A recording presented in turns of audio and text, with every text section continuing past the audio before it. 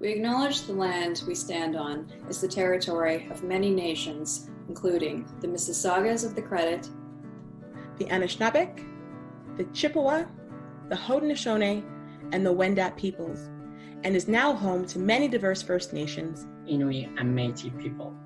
We also acknowledge that Toronto is covered by Treaty 13 with the Mississaugas of the Credit.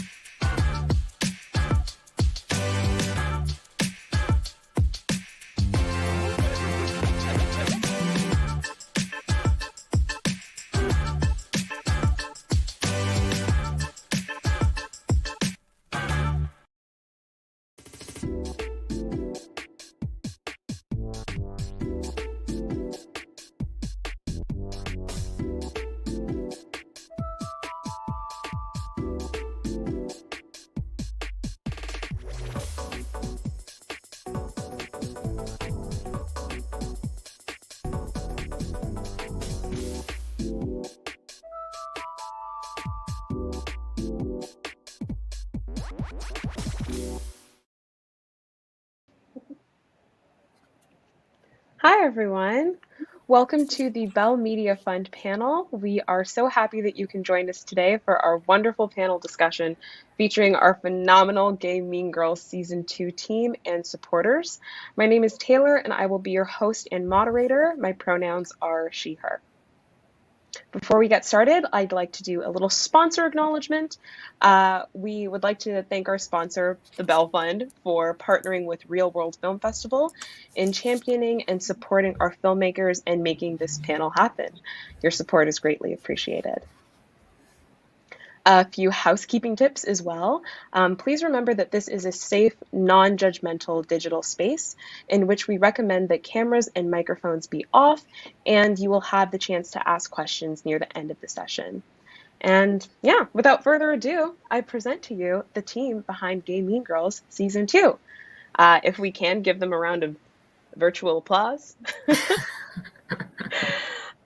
We have producer Maddy Falle. Hi, Maddy. How are you doing today? Good. What are your pronouns, Maddy? She, her. Fantastic. Thank you. We have Paige Haight from KindaTV. Hi, Paige. Hey. Paige, I'm also going to ask you what your pronouns I'm she, are. her as well. Thank you. And last but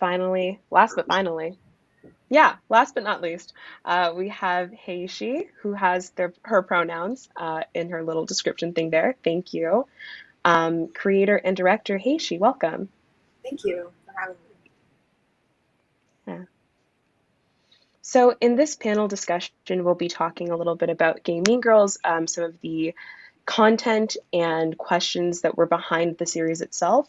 Then we'll also just be talking a little bit about this Canadian web landscape that we are all in. But again, before we get into that, how, Paige, has the pandemic affected viewership with web series? That's an interesting question. I think in many ways, I think streaming across the board has become more prominent. I think KindaTV as well. I mean, KindaTV, and we'll get into it in a while. We've always kind of prided ourselves on being for particularly niche content. So particularly for LGBT individuals. So I think that hasn't stopped, and I think we continue to see people watching shows. We're excited for Gay Mean Girls 2 to come out on the channel because we haven't had a couple shows in a while on it. So yeah, and I know our audience, it did. How long ago was it now? Maybe a year and a half ago that season 1 went out on our platform, and our audience absolutely loved it. So yeah. Yeah, I know that I really enjoyed it. And I intentionally ask about the pandemic first because I think it's important to acknowledge how it's affected all of us, especially in creative spaces when it comes to content and viewership, um, especially people that have already had faced hardships. Hmm. For folks that maybe just came out to their parents, staying in a pandemic, staying like locked down with them, that could have been very challenging. And you can add a whole bunch of different factors to that. And Um, I think further to that, like something that Gay Mean Girls has done really well, and something that is really important to a lot of web series to find discoverability is how they perform and their engagement on social media. mhm, And so I think that's only become greater with the pandemic, where the shows and the content around them really become communities for individuals. And I think that's definitely mhm, true to Gay Mean Girls. yeah. Maddie, can you speak to that a little bit? To our engagement on our social media channels. I would say engagement, generally speaking. When Gay Mean Girls first came out, it was 2015. It was a whole other landscape. As I did a bit of research, started off at what we are now calling X University, previously known as Ryerson University, as a student short film. How getting it from a short film to a web series to now a web series in 2020 where these conversations are happening in a more direct sort of way, that sort of linear, that journey, what did that look like from a production standpoint? Yeah, I mean, we started the project when we were so young, and we had met in film school, as you mentioned. So from a Hmm. production standpoint, it's been super collaborative between Haley, Heyishi, and I. Haley's not here because she's shooting, but she is also the DP on the show and co-produces it with me.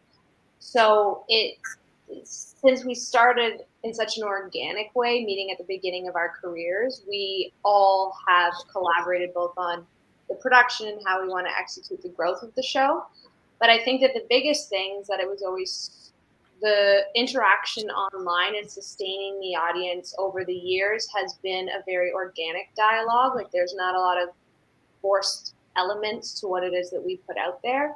And Heyishi plays a huge hand in all of that, like all of our obviously writing the show and developing it, but also anything that's on a lot of our social media channels or how we choose to engage with the audience is something that she's super involved in, which I think has helped sustain the longevity of the show. Yeah. Mhm. Heishi, can you add to that? Yeah, so the short film, essentially, because it was like more taboo to talk about race at the time in 2015, my goal with the short film was to use like homophobia as like a candy to the medicine of racism, because the original intent was to talk about racism in the LGBT community. And so I think with the writing of it, like, well, I would say that like I was very involved in like Tumblr internet culture since I was like 16-ish. And As so we all were, yeah. and so I think because like I was very familiar with the subculture that was going on, like I was able to work in like I guess like winks or like Easter eggs into the script to like kind of act as a dog whistle for that audience. And so when they caught on, like it really caught on, I think that was like what contributed to its virality at the time. And also because like racism was the undercurrent that served the story. Like it was like, if you know, you know, if you don't know, and you're like, don't want to read between the lines, like mostly the white queer lesbians that were watching the show. And it's like you don't know, and that's fine. But I think it's like very gratifying for the people who do know. And so I think what made the short work was that it was speaking in a lot of code, and it wasn't just speaking in one language. It was doing a lot of other stuff. Like the script was quite layered in that way. And so now that like our culture has changed politically and socially, the second season talks more about corruption within the queer POC community, and how because social justice is like very easily marketed, and capitalism has like co-opted a lot of these movements. Like, how do the students use that to their advantage, but also how do they work against it? And so I think the universe and the themes for the second season are go much deeper than the first season. And I'm really excited about that. That's really, really rad. Yeah, I'm sorry. You said capitalism, and I was like, hey, Cap, burn the patriarchy, because those are always really fun themes to talk about. What were some challenges that you may have faced? Because it is quite rad, and especially because it was 2015, and we're talking about things like white fragility and racism within queer communities. Those are, if you aren't part of Tumblr culture and didn't get those codes, those would be fairly nuanced and maybe even radical in the year of 2015. So how was it to get money from Bell for a project like this? What were some challenges that were faced? Sorry, either of you. Yeah, I think what we really pushed was the 3.5 million views. I think that was kind of our ticket to getting the money.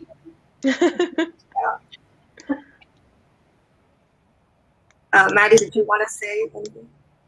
I also think that Bell Fund lets you have freedom with what it is you want to create. They are much more focused on showing that you have an audience, even if you're just building that audience, how you're going to sustain it.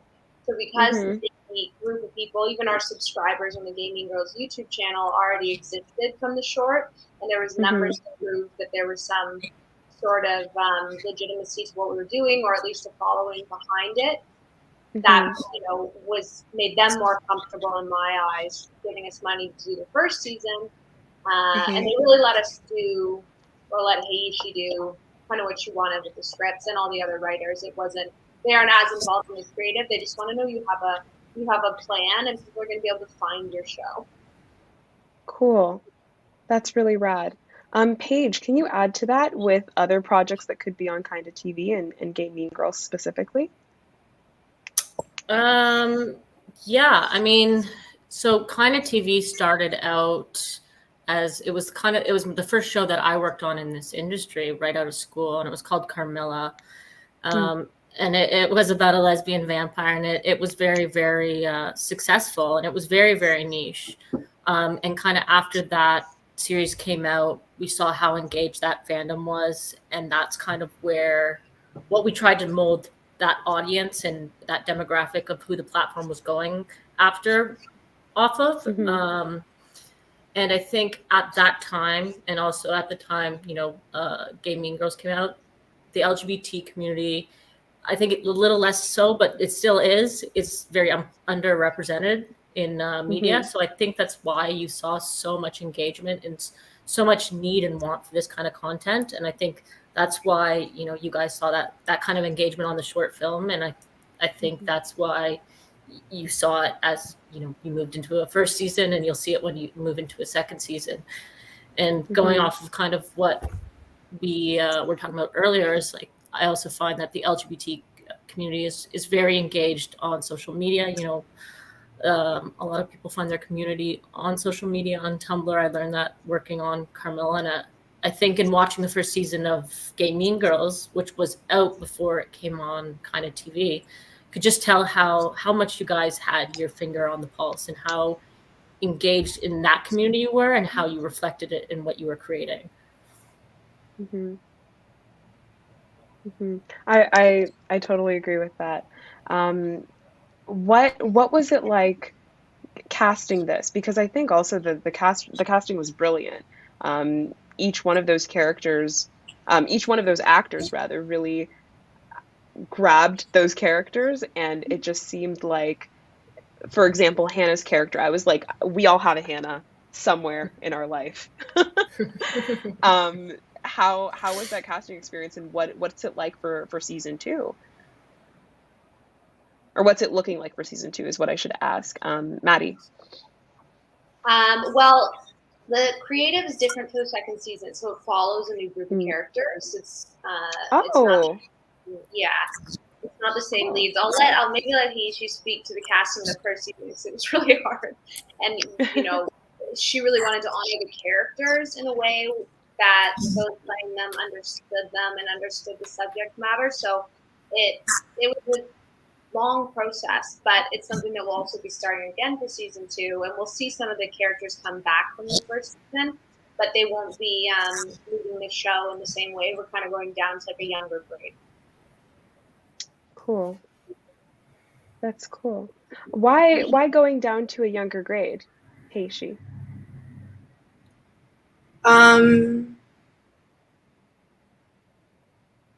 I want to expand the universe. So like for the second season, it follows a student journalist who's like on the school newspaper. Like I wanted that to sort of be the focus. And so essentially, here's the log line, but like the Savannah, who's like the student journalist, is like is doing a story about Lucy's ride on the first with gay prom and everything, and then she kind of stumbles into this like safe space, like this safe community space for queer youth of color, and as she like spends more time in it, like it reveals its corruption to her through a series of like abuses of power and stuff like that, and like how a lot of these abusers are like hiding in plain sight within these communities and are protected by them, by their leadership. So that's kind of like why I wanted to set it in a younger grade, because like the subject matter and the themes and the universe feels really different. And so I wanted to reflect that with the characters. Cool. Do you ever feel like you're subtweeting certain things that you may have experienced when you're creating sort of structures like this? I think it goes without saying, as a queer woman of color, you are welcomed in safe spaces, and it's kind of like you're being tricked a little bit sometimes, because you're like, da da da da da, I'm going to go into this safe space because it's safe and my walls are going to come down. And then you have someone that's like a Hannah, or you have an entire institution that shows that things are not always what it seems like. So when you are, I guess, subtweeting, for lack of better words, what is that sort of relationship like? I think, yeah, the whole thing is a total subtweet. You said it really well. I think actually, like, I think it's very much in the spirit of the show, and of the concept of gay mean girls. I think when I was doing the short film, that was like very much a subtweet against like white people. Yeah. So I think like to be honest, like when I was making the show, like because the world was like in flux at the time, like it didn't feel like it was as much of a subtweet, because I didn't know what I was subverting necessarily. And so I think it's in some ways nice to have that energy back. I think, to be honest with you, a lot of my like motivation, I guess you could say, for making the second series, and like what's pushing a lot of my willingness to like be a part of this project for like so long and to slave over the script for so long is the anger that I feel about all the things that I went through that inspired the story. And so I think because I made the short when I was 20, and I am now 28, like, I think because my maturity has grown, Mm-hmm. like, I think my relationship to being a subtweeter has changed a little bit, in that I see a lot more nuance, and like I'm able to have a bit more compassion toward the like people, toward like the villains of the story in a lot of ways. But I think because of that, I also feel that the story will be that much stronger, because it will just lend a more like nuance and have more depth to the story. That's really interesting. Yeah. I always love a good story where I'm like, I kind of want to be friends with that villain, but also they're toxic, and I'm probably going to need to see my therapist afterwards. So, Yeah, like one of my favorite characters in television is Azula from Avatar, and I think it's like, you know, like a bitch can relate. Yeah. Going off of I guess seeing different sort of like nuances with content today. Paige, what are you seeing on KindaTV, or what's kind of coming across your desk that you find is successful in terms of theme? It's an interesting question. Think on it. Take your time. We can all do a little stretch. It's funny because I was just, you know, when I started out working on KindaTV, and even when, you know, I found Gay Mean Girls and wanted to put it on the channel, and, you know, I'm a producer in my own right, and create shows, and they have LGBT themes as well, Mm-hmm. is just how much of an impact those series have had on, you know, creative that's coming out now. It doesn't need to prove itself. You know, back when, say, Carmilla, the show I worked on, or Gay Mean Girls first came out, like, it was so taboo and there wasn't very much representation. But now it's more so status quo, which is just so nice to see.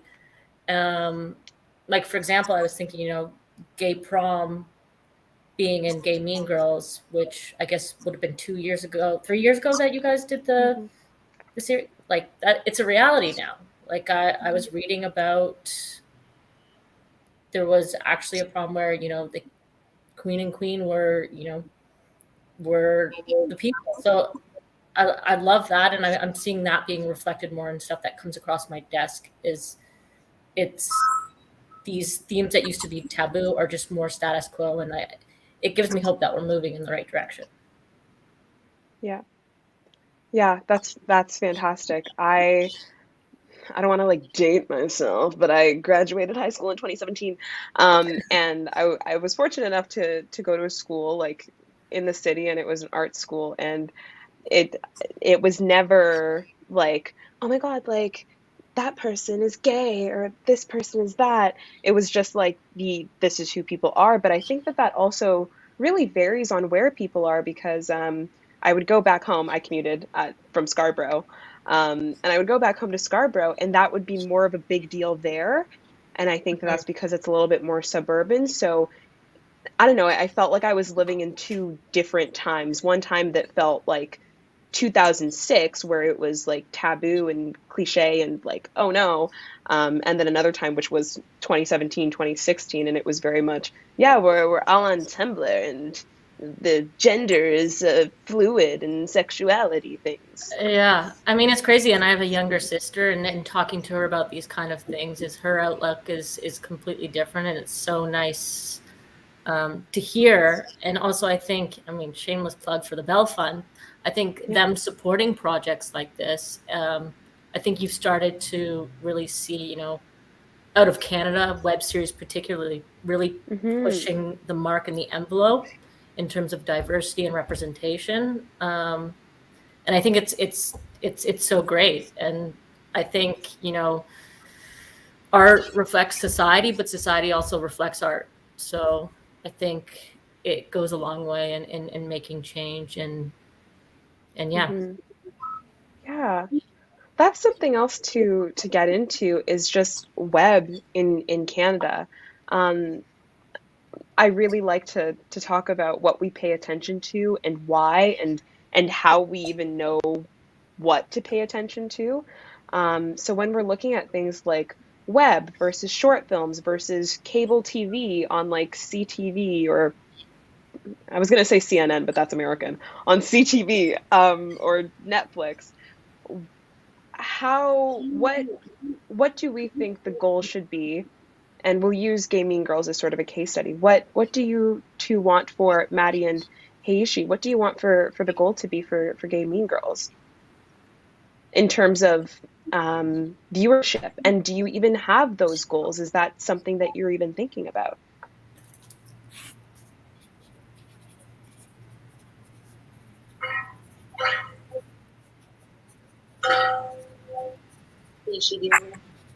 Think on it, because it's something that keeps me up at night. I mean, one thing that I would say is very important, and I mean, I've said this already so far, is that Gay Mean Girls does really well, is the ability on web to listen and speak to your audience and reflect that dialogue in the piece itself. And I think that's sometimes separate from, linear television, which is a little more removed. I think you as the seasons, as the show goes on, and I'm sure Maddy and she will find this, is just, honing down your audience more and more, who you're creating your show for.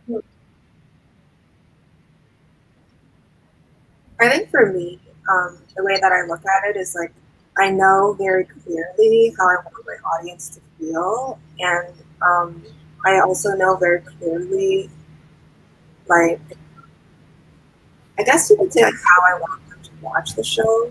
Like it's like what physical environment they're in, and like the age of life that they're at when I'm speaking to them. I think for me, I'm making movies to express things that I'm not able to express regularly, like as a person. And like I choose to make movies as opposed to like writing a book or an essay or like making a song or whatever, is because like the medium is something that there's so many layers that I can play with, and so I think because of that, like I'm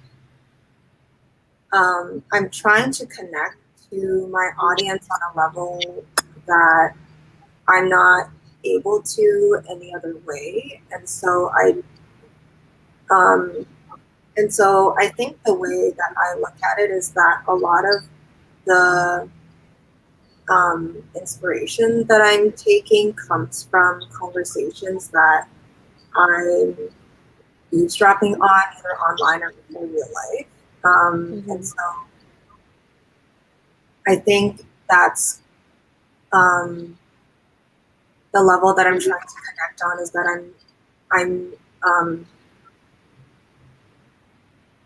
I'm saying a lot of things without using words. I'm like trying to communicate a certain feeling, and I think it's like it's the feeling that I'm really trying to get across.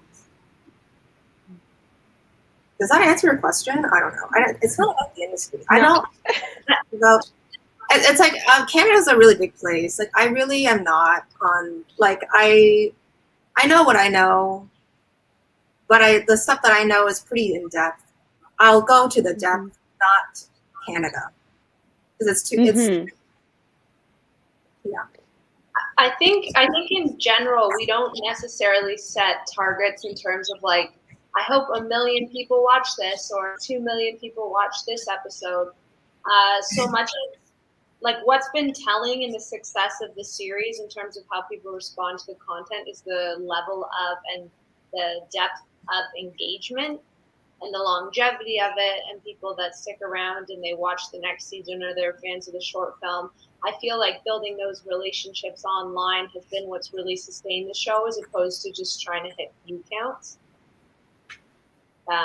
So we don't have like exact numbers of what we want in terms of viewership. It's more about the level of engagement that comes with each release, if that makes sense. What a decolonized capitalist way of approaching your work. I think I want to add to that as well. It's something that I also aim for, as well as like high repeat viewings, like to give the audience like enough detail and like enough like depth to the story that they'll want to come back and watch it a second and third time. I think that's also what's contributing to like the higher view count as well. And like a lot of some of the comments at least are like, yeah, this is like my third or fourth time watching it, and every time I like, get something new out of it. And I think that ultimately like comes down to a strong story and like attention to detail, like attention to your world and how your characters are feeling and how you represent that visually with the story. Those are both wonderful answers. Yeah, totally. We actually have a question from the audience for Heyishi. What did you wish you knew before you created the first season, and what did you incorporate that you learned into the second season? I don't share my process anymore with just anyone. Only the people who are very close to the project, or the people that I share my process with, and that's a way for me to protect myself. I think with the first season, like my vision was not as strong. I think for me, like it was more of an exercise in craft, more so than like me trying to like pour my heart out into, this and that. I think because I poured my heart out into the short film, I think I wanted to learn how to, like write episodic content and like work in a writing room and like do all this other stuff. And I think in the process, I think because I was so excited about everything, and because it was like the first time I had gotten like any real significant amount of money to make a project. I realized later that it was like not that much money, but anyway, I think I was like talking about it a lot with like a lot of my peers and like colleagues, like some of which are not in film, and I found that it just, looking back, I know this sounds insane, but I think looking back, I realized that like a lot of what was going on was that I was like under psychic attack. And like, so I don't know. I don't really share the process as openly anymore, at least not in real life. I think online it might be a bit different, but like because the mediums in which I share stuff, like I don't like Instagram, so I'm not really gonna be that much, but like, anyway, I don't really share my process as openly, and I think it's important to know how to protect yourself moving forward. Yeah, set those boundaries and protect yourself. I'm glad that you said that. Kind of talking about the Bell Media Fund. What was that journey like? Pitching? How did you know to pitch? How did you come across the Bell Media Fund? Something to ask in case we have some audience members that are looking into it and have a project that they'd like to pitch. It's actually just the Bell Fund.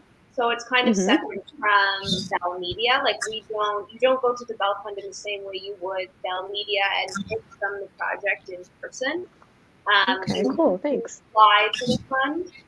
So it's the creative matters, but not in the same way it would in like a verbal in-person pitch. Your plan and what you submit with it, and how you're actually going to execute, who's involved, how you're going to fund it all, when you're going to do it, everything from your schedule to your finance plan, that stuff matters just as much if you're applying to something like the Bell Fund. Cool. Thank you. Thanks, Maddy. Heyishi, when you were going and getting ready to pitch, what were some milestones that you found from 2015 to now, or came across, milestones that you experienced? You don't find a milestone, you experience it. Sorry, the timeline was from 2015 to now? Yep. I think the film going viral was like a pretty big milestone for me. I think it confirmed to me that my hunches about what the culture needed was correct. To give some bit of context, like I was like actively like attacked during critique for the short film. Like people like went out of the way to like rag on it and stuff, and like my audition signs were like taken down, this and that. I don't think film school really respects camp, and I don't think they knew what I was trying to satirize. So I think like it was nice to have that kind of confirmation. In all honesty, like it was really difficult emotionally to have that kind of attention, and so I think for any audience members who want to strike big with their show, I guess what I want to say with that is I think the way that I was thinking about it was like, oh, like if I achieve this, if I accomplish this, then these achievements and like accomplishments will eclipse some of the emotional issues that I'm having in my personal life. But what I found was that actually like my emotional issues mutated with the size of my accomplishments. And so I think that's something to keep in mind. But other milestones. I won the Regent Park pitch. Like that was really awesome. Regent Park is awesome. They're really like supportive for their filmmakers, and it was really cool to get coached on how to do a good pitch. And I think I did like some stand up when I was like really depressed, like in between then and now. And I feel like that pitch really helped me like be better at stand up. And then also other milestones. I think getting Telefilm Talent to Watch and Bell, like those are like, I had only applied to one grant prior to that, and that was for $600. So like to jump from one to the other was like really exciting and like cool. And I think a big milestone as well was like doing the writing room, like working in a group in that way, like to have everyone's brains come together was also really cool. And I think the other milestone and like the reason why I chose to work on the web series, even though it was not like a here's my heart type of project, is because I wanted to work with Maddy and Haley. I was excited about that relationship, and it's cool that it's still, that we don't hate each other after the first season. I think those are some cool milestones. And the fact that, we're making it second.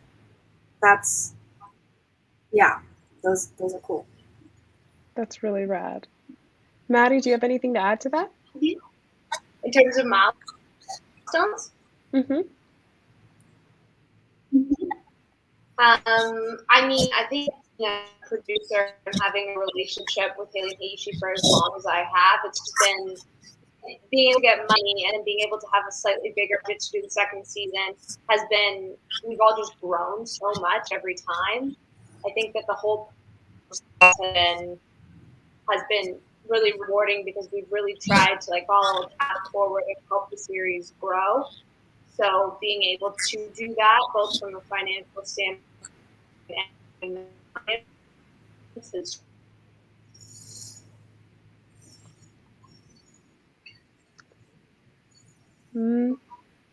Classic web shenanigans. Maddy froze just a smidgen, and that's okay. I'm gonna ask Paige to answer the same question in her professional life. And can you both hear Maddy, or is it just me? Oh, she might be back. There she is. Everyone went away. Keep going. There you are. That's okay. Keep going. Keep going. It happens. I mean, I'm sure I made the point. It's been a journey that we've all gotten to grow with it, and that's been really rewarding. That's fantastic. Paige, same question for your professional life, some milestones. And then I think we have a couple of audience questions. Yeah, I mean, I've been at Shaftesbury, the company that, runs KindaTV, and I've hopped around all over at the company, being in production, being in social media, being in development, and part of my duties have kind of been working on the programming for KindaTV. And I mean, I think a milestone as it relates to KindaTV and the Gay Mean Girls team is just getting to meet such amazing creators and, see them, create, a project that has a lot of heart and they really believe in, and people will come, I believe that. And so it's just been great to meet like-minded creators and yeah.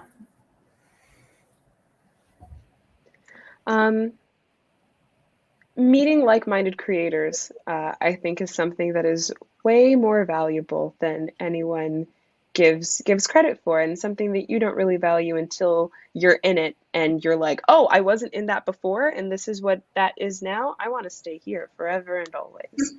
Yeah, I think in terms of KindaTV, we obviously we created this platform and with this show, and it was really successful, but I mean, at the end of the day, we understand, you got to put a lot of money and resources behind a platform and a streaming platform, and that we don't necessarily have. So because of that, my goal and outlook on bringing in programming for that channel has changed. And it's more been what I see as an incubator, and meeting other creators, in the industry who we can go on and, create other projects.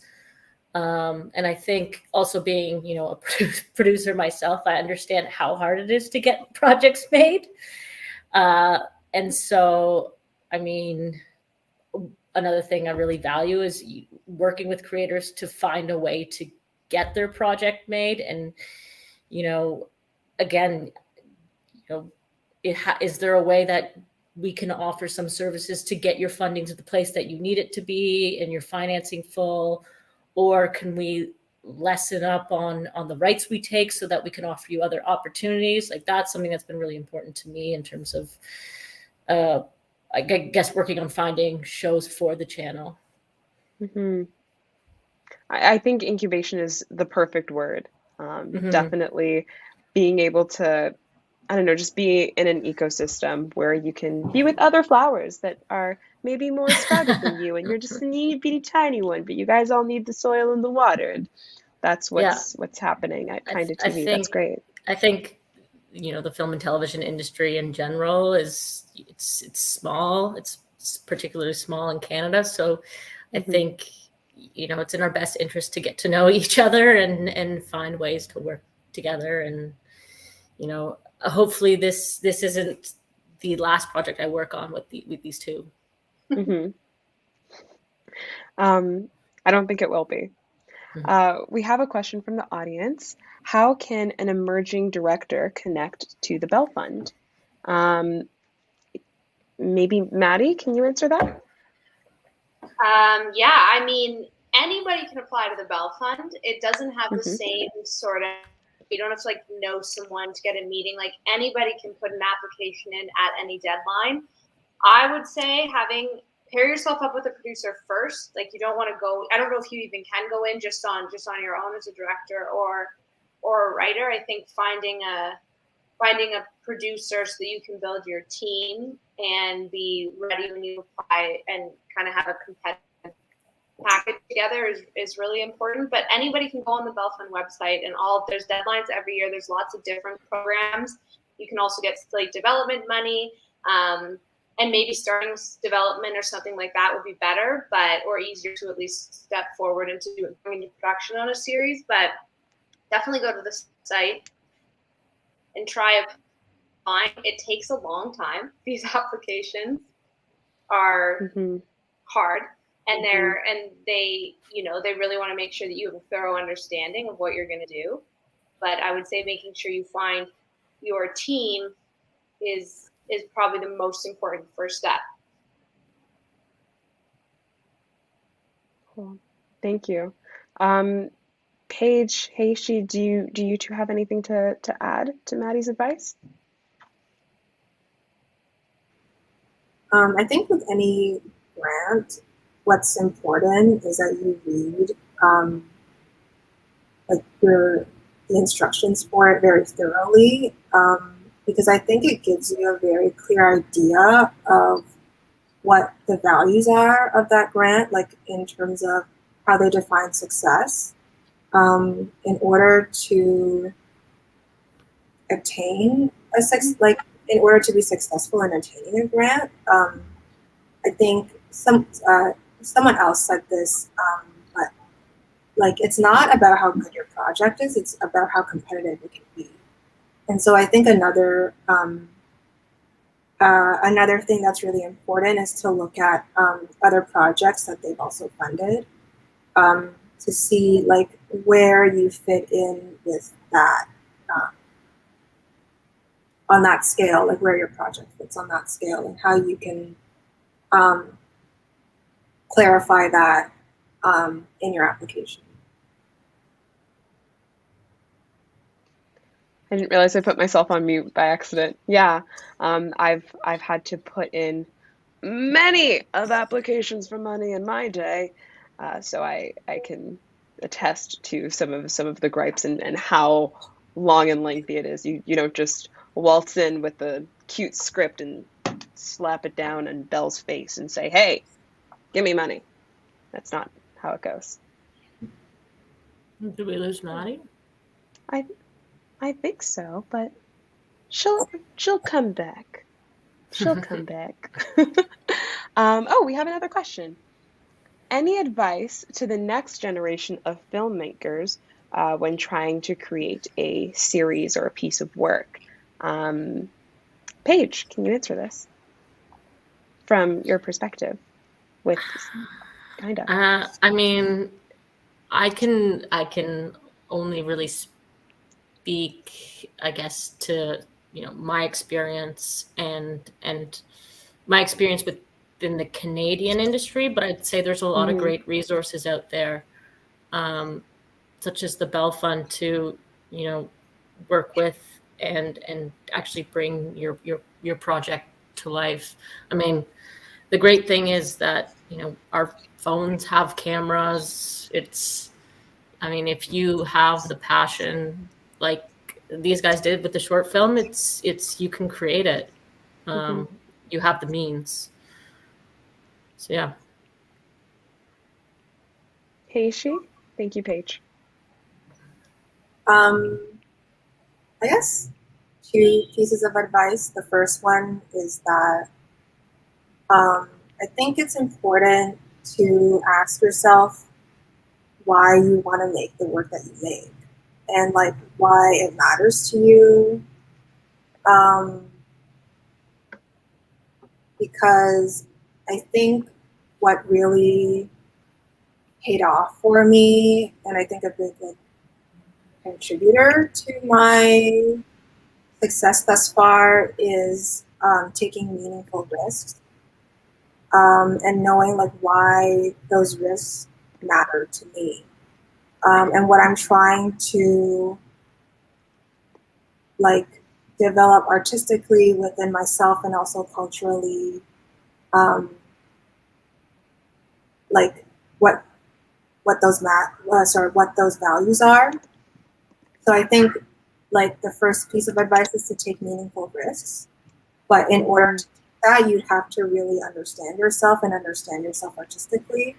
And I think it's okay to not know what that is currently. Like, I like went to an arts high school and as a visual artist, and so I have been like developing my perspective for a very long time, and I don't think it necessarily like sometimes it comes with maturity, and sometimes you know, it comes to when you're really young, and like in our industry, like youth is very fetishized, and so I think it's okay to not fully know that, but I think it's always important to ask yourself those questions. And I think my second piece of advice is that I think when I was younger, I would like see these like adults that are like, that seem like they're cool and they seem like they know what they're doing, and they're like making work or they're saying stuff, and I'm just like, I don't get it. Like, this isn't that cool. Like, everyone's talking about how smart it is or how, you know, like irrelevant it is, and I just don't see it. I don't get it. And I feel like now that I'm more integrated into the industry, the bullshit doesn't really stop. Like, I think for me, now that I'm more integrated into the bullshit, I understand the mechanisms of it better as to why people are saying, or why like people are praising certain works. And a lot of the time, like, it doesn't actually have that much to do with how good the project is, as much as it is a reflection of how people want to feel about themselves in response to what is going on in the world or what's going on in their lives. And so I think it's really important to like trust yourself and your perspective, because not just in film, but in pretty much every industry, like there's a lot of smoke and mirrors and a lot of naked emperors.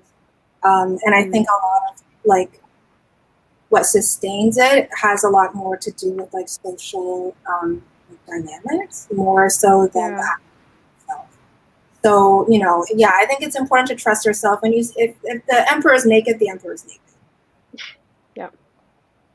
Rad. The bullshit mechanisms. I love that. What a good dissertation.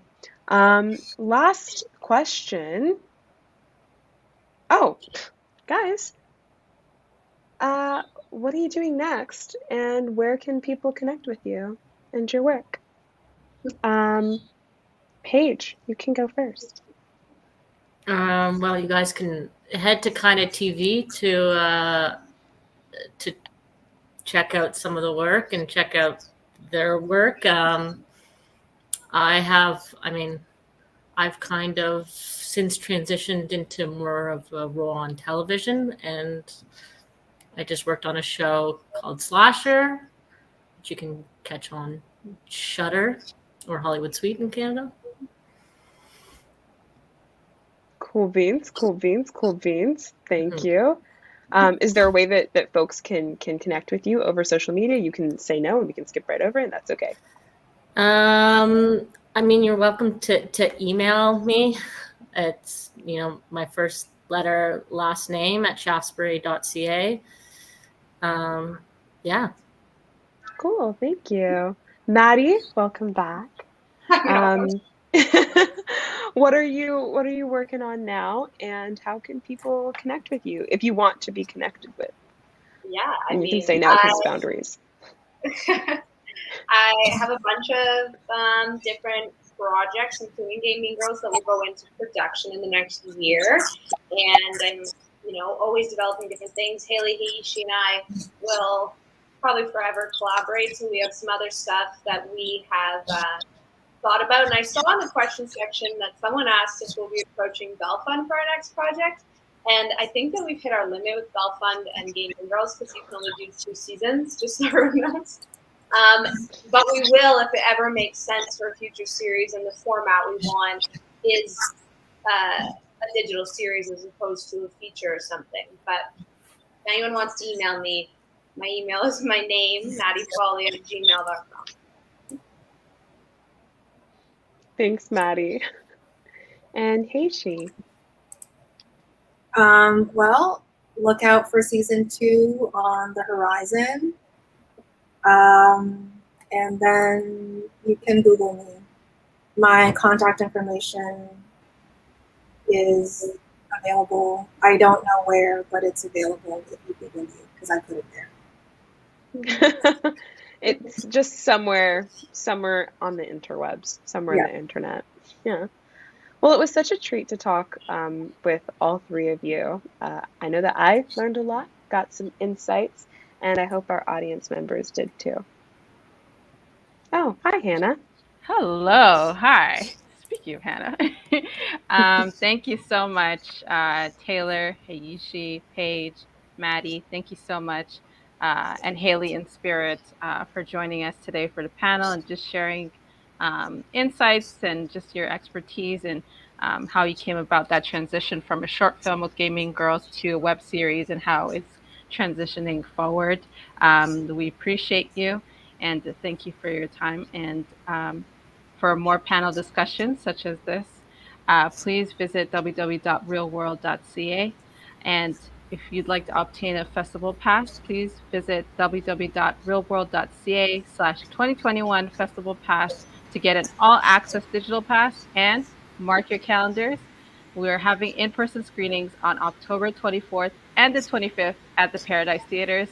Get your tickets now before they sell out. Have a wonderful evening. Thank you so much. Thanks, everyone.